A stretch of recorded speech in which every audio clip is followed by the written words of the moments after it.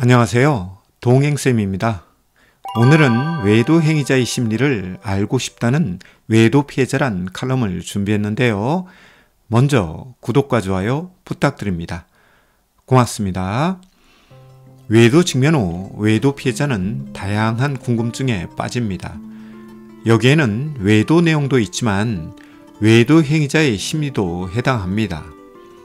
그래서 외도 상담에서 가끔 듣는 이야기 중 하나는 선생님, 저는 외도 행위자의 심리가 궁금해요.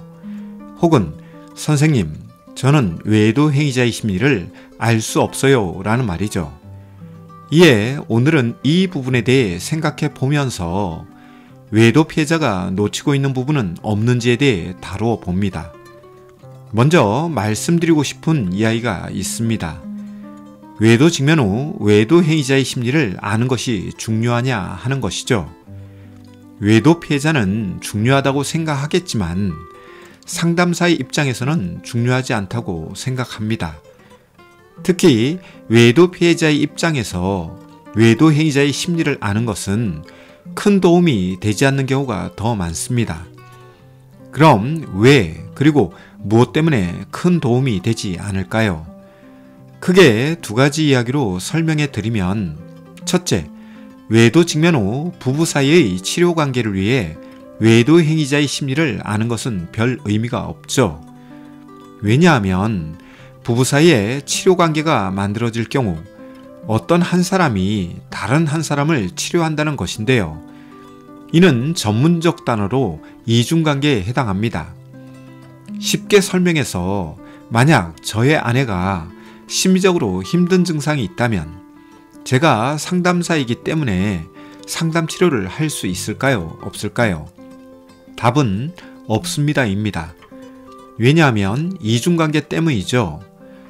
부부관계이면서 치료관계에 맺는 것을 이중관계라고 하는데요. 이중관계 안에서는 치료적 작업이 이루어지지 않습니다. 더군다나 외도와 같이 한 사람은 외도 행위자, 다른 한 사람은 외도 피해자라는 첨예한 이해관계 안에서 이중관계는 치료적 작업에 도움이 되지 않죠. 따라서 외도 직면 후 외도 피해자가 외도 행위자를 이렇게 저렇게 변화시키고자 치료적 작업하는 것은 큰 도움이 되지 않고 부부관계만 악화된다는 것을 아셔야 합니다. 아울러 외도 행위자의 심리를 알면 외도를 통제, 감시, 검열이 가능하다고 생각하는 외도 피해자도 있는데요. 이는 착각이라고 말씀드립니다. 외도 행위자의 심리를 안다고 해서 외도에 대한 통제, 감시, 검열이 가능하지 않습니다. 만약 이것이 가능하다면 심리학자나 상담학자는 모든 사람들을 통제 가능해야 하는데요. 인간이란 존재는 그렇게 단순한 존재가 아닙니다. 아무리 통제, 감시, 검열하려고 해도 저항할 수 있고 작용이 있으면 반작용이 있는 것과 같이 외도 행위자의 방어기제가 발동되면서 문제로부터 회피나 도피할 수 있는 존재가 인간이기에 외도 행위자의 심리만 안다고 해서 외도 행위자를 통제, 감시, 검열할 수 있을 것이라고 생각하는 것은 하나는 알고 둘은 모르는 유아기적 생각이라고 말씀드립니다. 그럼에도 불구하고 외도 행위자의 심리를 알아야 한다면 인간 이해를 위해 알아야 하는데요. 외도 피해자는 이런 면에서 취약하죠. 따라서 외도 행위자의 심리를 안다는 것이 큰 의미가 없다고 말씀드리는 것입니다. 둘째, 외도 행위자의 심리 알기보다 더 중요한 것은 외도 피해자의 심리 알기입니다. 여러분은 지피지기 백전불태라는 말을 아시나요?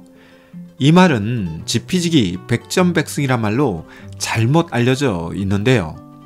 손무의 손자병법 모공편에 보면 지피지기 백전불태, 부지피이지기 일승일부, 부지피부지기 매전필태라는 말이 있죠. 이를 설명하면 다음과 같은데요. 적을 알고 나를 알면 100번 싸워도 위태로움이 없으며 적을 알지 못하고 나를 알면 한 번 이기고 한 번 지며 적을 모르고 나를 모르면 싸움마다 반드시 위태롭다라는 말입니다. 이를 외도 행위자의 심리알기에 적용해 보면 외도 행위자의 심리 못지않게 외도 피해자의 심리도 알아야 위태로움이 없다고 말씀드릴 수 있는데요. 문제는 외도 피해자가 외도 행위자의 심리만 알고 싶을 뿐 자신의 심리에 대해서는 무심하거나 간과하는 것이죠. 그러다 보니 외도 행위자의 심리를 안다고 해도 외도 피해자의 심리에 대한 탐색, 성찰, 분석 등이 부족하면 별 의미가 없는 상태가 되어버리는 것입니다. 실제 외도 상담에서 보면 외도 피해자는 외도 행위자에 대해 자신의 지식과 상식을 동원하여 외도 행위자에 대한 가설, 추측, 예측, 해석, 분석을 하지만 자신의 심리에 대한 분석과 성찰은 하지 않습니다. 이에 외도 행위자에 대한 심리를 알더라도 외도 피해자의 심리를 알지 못하다 보니 적절하지 못한 대처나 반응으로 외도 행위자를 대하며 부부관계 안정화나 부부정서 활성화를 시키지 못하죠. 그런데 외도 피해자는 자신의 생각과 소신을 굽히지 않고 오직 외도 행위자의 심리 알기에만 몰입하는 경우가 있는데요. 무의미한 노력과 시간을 사용하는 것이죠. 이상 두 가지로 외도 피해자가 외도 행위자의 심리 탐색에만 몰입할 경우 긍정적 효과보다 부정적 효과가 나타날 수 있다고 말씀드리는데요. 따라서 당신 부부가 외도와 직면하였고 외도 상담이나 부부 상담 그리고 상담 치료에 임한다면 상대방의 심리와 심리 상태보다 더 빨리 알아야 할 것은 바로 당신의 심리와 심리 상태입니다. 심리란 인간 이해를 위한 도구이기도 하지만 당신이 사람과 세상을 보는 렌즈라고 말할 수 있죠. 만약 온 세상이 하얀 곳인데 당신의 렌즈가 붉은색이라면 이 세상은 붉은색으로 보일 것입니다. 만약 모든 사람들이 흰옷을 입었는데 당신의 렌즈가 파란색이라면 옷 색깔은 파란색으로 보일 것입니다. 따라서 외도와 직면한 부부들이 외도 상담에 나와서까지 다투고 싸우며 분쟁하고 갈등하는 상황을 관찰해 보면 자신의 심리와 심리 상태를 관찰하고 탐색하는 것보다 상대방의 심리와 심리 상태를 파악하고 분석에 몰입하기에 생기는 오해, 곡해, 왜곡이 더 큰 문제를 만들기도 합니다.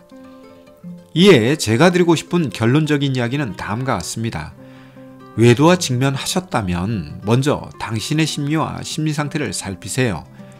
이를 위해 상담 치료는 물론이요, 심리검사나 기질성격검사가 필요할 수도 있습니다. 아울러 굳이 상대방의 심리와 심리 상태를 알고 싶다면 그 목적이 상대방을 통제, 감시, 검열하려는 것이 아니라 자신과 상대방을 이해하는, 즉 인간 이해의 관점에서 심리와 심적 지식을 활용해야 합니다. 부디 이 점을 잘 인지하시고 이해하시며 지혜롭고 현명한 선택을 하시길 바라면서 오늘은 외도 행위자의 심리를 알고 싶어하는 외도 피해자에 대해 다루어 보았는데요. 내용에 공감되었다면 구독과 좋아요 부탁드립니다. 고맙습니다.